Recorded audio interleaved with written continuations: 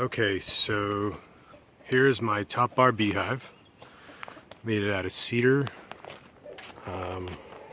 1x tongue and groove material.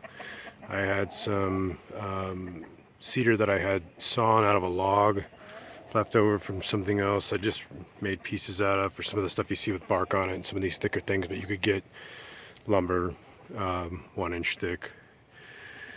And my legs I made out of a Trex composite decking material, and that way it wouldn't rot.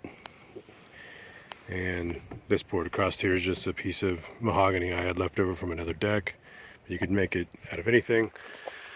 But here's my viewing window.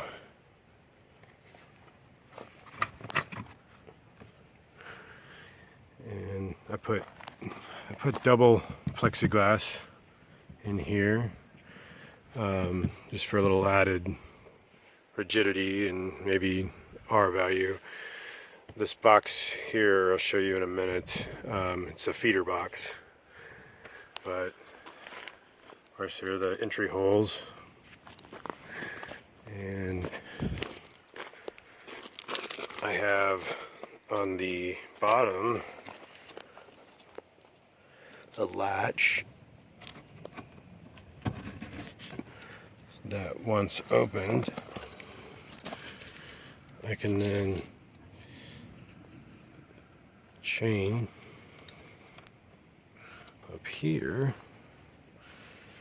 and that keeps this door open here, and that's for the underside where I've got my wire mesh. Got a piano hinge across the back of the roof. Roof I made out of some metal I had left over for some valley flashing from when I had my roof repaired here at my house, or replaced. Open the lid up. I've got chains on each side so the lid stays open, it doesn't flop down. Of course, here's my bars. And these are about 17.5 inches long.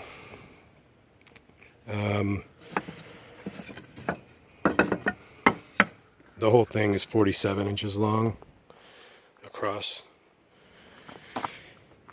My bars just have the tongue ripped off of some tongue and groove, like what I made this out of. Well, these are pine, but it's the same dimensions.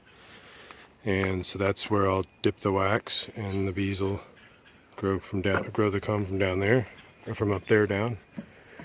So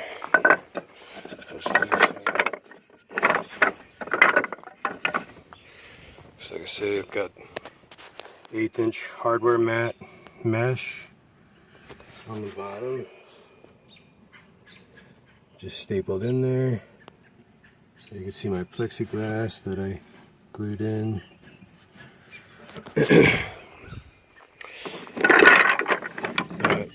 Probably my favorite part is this feeder box. I saw somebody else on YouTube had done something similar, and you can see I wrote feeder box on here, and that's because I wanted to make sure we always remember to put this specific bar up against that one, because it has this notch cut out here so the bees can get into the feeder. And so I'll move that for now, but you can see the holes there where the bees go into the feeder, and they can go in there and drink. And what's going on here is, if I can show it, there's actually a board, a piece of plywood laying in the bottom of that. And the reason why is because when you fill it up with your sugar water, that plywood will come up, it'll float. And if the bees fall down in, they'll be able to climb up that plywood and fly out. And so I just took this container, plastic container, just reused it. I think some nails came in it. I cut some out here to make this opening, and I just put just regular screen, like nylon screen material you'd use for your door screen. And so we can just open the top of the hive and pour sugar water right into this feeder, and we don't have to get inside and disturb anybody or really have too much hassle. So I think that'll be beneficial. And then in the winter time, when we're not doing that because it'll freeze, we can make the fondant. And when we make that fondant hard candy, we'll fill this cavity up with all of that, and then once it dries and hardens, you'll be able to slide that down in there, and they'll just have access to all that fondant the whole winter. And then we can just keep checking on it through our viewing window here, and if the fondant's getting low, we can replace it.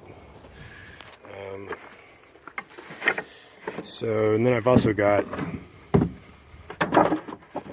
a second divider board, so that if I need to take that out to clean it or to fill it with fondant or whatever, I can close it off with this in the box's absence.